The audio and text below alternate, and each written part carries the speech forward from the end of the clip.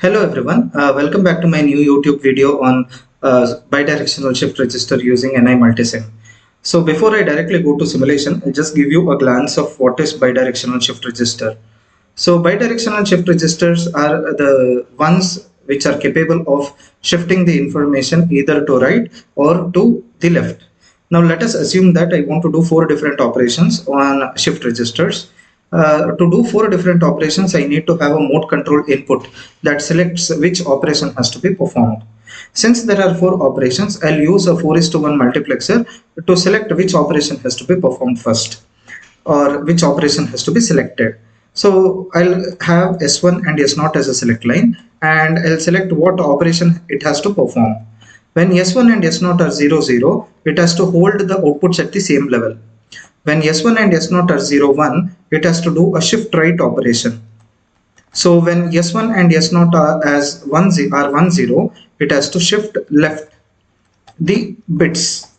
And when S1 and S0 are 1, 1, it has to allow us to do a parallel loading.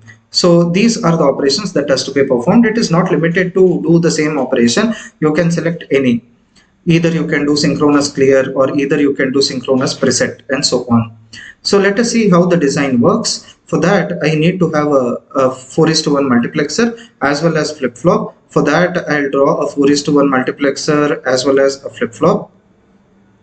So one 4:1 multiplexer, and let us consider one flip-flop.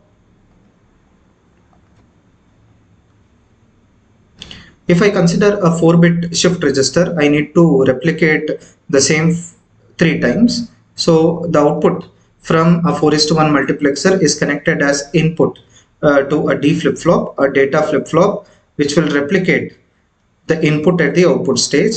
I have a clock pulse. Let us assume that it is a positive edge clock pulse, and I have Q.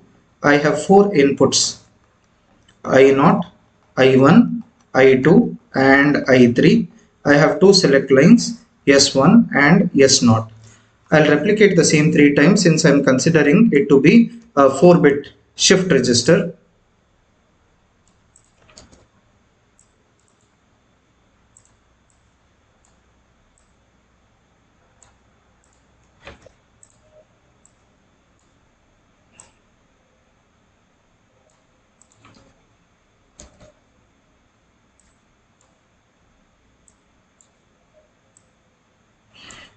So here let the outputs be Q0, Q1, Q2 as well as Q3.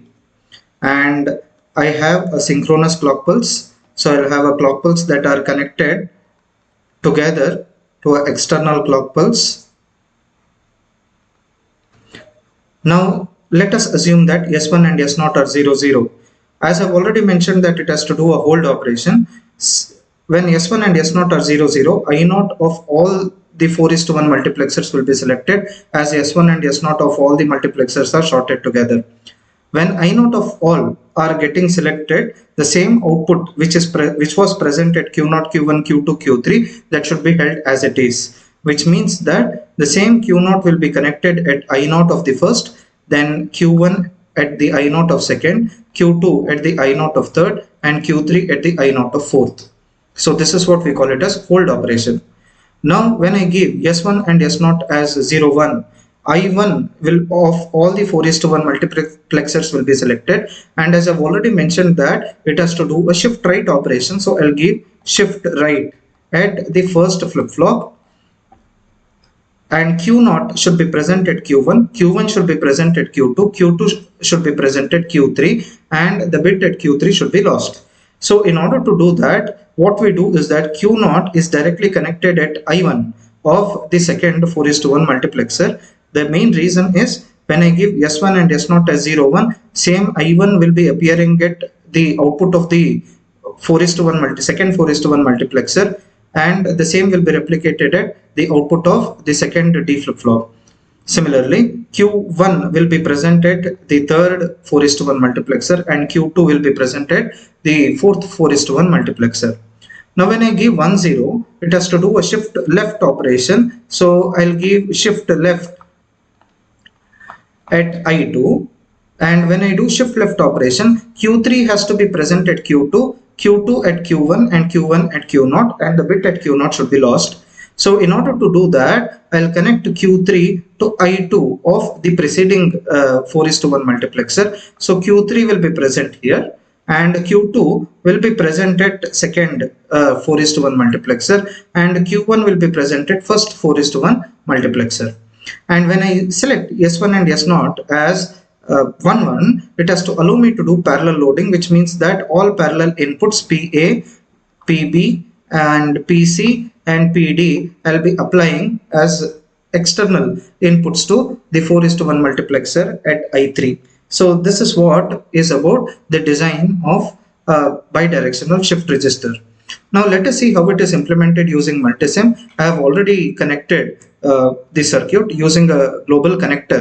You can see at the place connectors, and you can have a global connector or on-page connector to connect. Instead of connecting through wires, I'll be using global connector in order to do the connections. Now you can see that I have used two 74153 ICs because each 74153 IC is composed of two 4:1 multiplexer. So I have one C0 to one C3 as for first 4:1 multiplexer, 2C0 to 2C3 for second 4:1 multiplexer. Similarly, the same for the next 4:1 multiplexer. And output 1Y and 2Y are the two outputs from one IC. So I have connected to two D flip-flops. Similarly, since I am using 4-bit shift register, bidirectional shift register, I have used 4 D flip-flops. Additionally, it has preset bar as well as clear bar, which are active low. You can see a bubble, which indicates that it will preset to 1 when PR is equal to 0, that is preset bar is equal to 0, and when clear bar is equal to 0, it will clear the states of flip-flop. So let us see, and it can be observed that whenever S1 and S0 and S0 have given as external inputs, which is nothing but A and B in the case of 74153. So 74153, A is nothing but LSB, B is nothing but MSB.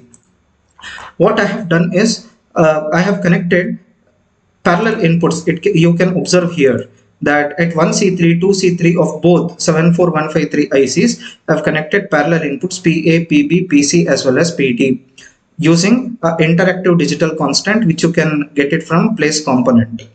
Similarly, under sources. Similarly, for all other preset bar, clear bar and clock I have connected.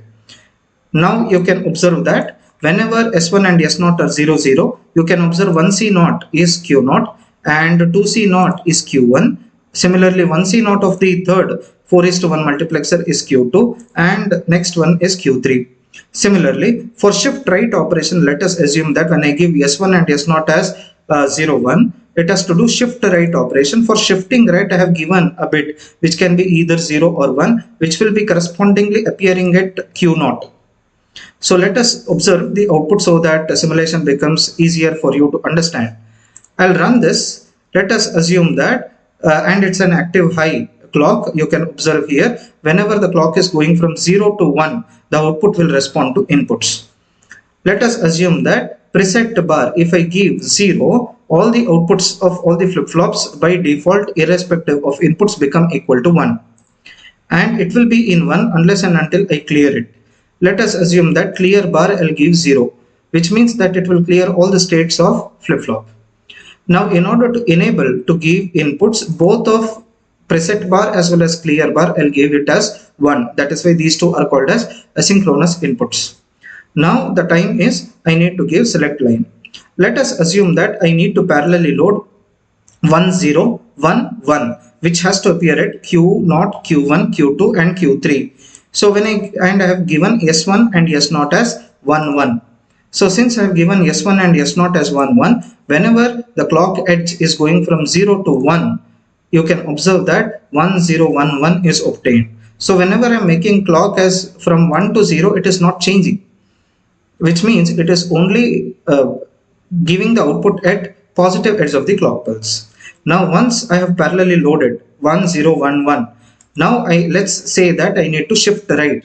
As I've already mentioned in the truth table, functional table, that when I give S1 and S0 as 0 1, it has to start shifting right. and I need to see what is the bit input I'm giving at shift right. Let us assume that I give 0 to make it more readable. So let us say that shift right I give it as 0, which means that when I start shifting at Q0 to 0 should be present every time, and the bits should keep on shifting. So let us see that how it works. When I give a clock pulse, you can observe that the bit has shifted from Q0 to Q1, Q1 to Q2, Q2 to Q3, and at Q0 you will get 0, which is same as what I give at shift right. So now when I give again a 0 to 1 clock pulse, what it has to do, this 1 has to come here, 0 has to come here. So ideally you should get 0010. You can observe that it is 0010. And next, when I give again low to high, it has to shift right. So 0001. Now let us assume that you have to do now a shift left operation. I need to see what is the bit I have given. Shift left operation. Let us assume that I have given 1.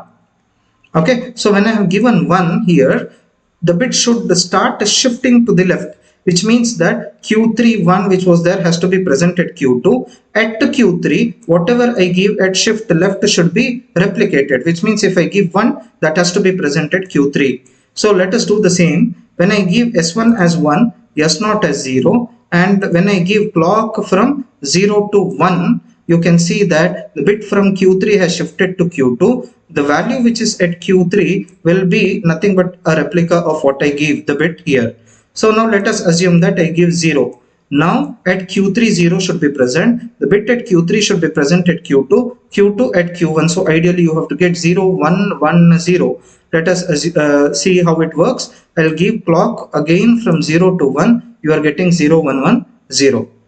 Now let us assume that again I'll give 0 and again I'll give 1. So the bits has been shifted towards the left. Now one more, the last operation is pending. Let us assume that I give 0, 0. When I give 0, 0, irrespective of what clock I give, it has to hold its output. So I'll give 0 to 1. So whenever I give 0, 1, the output has been held to the same state. So this is what is about bidirectional shift register.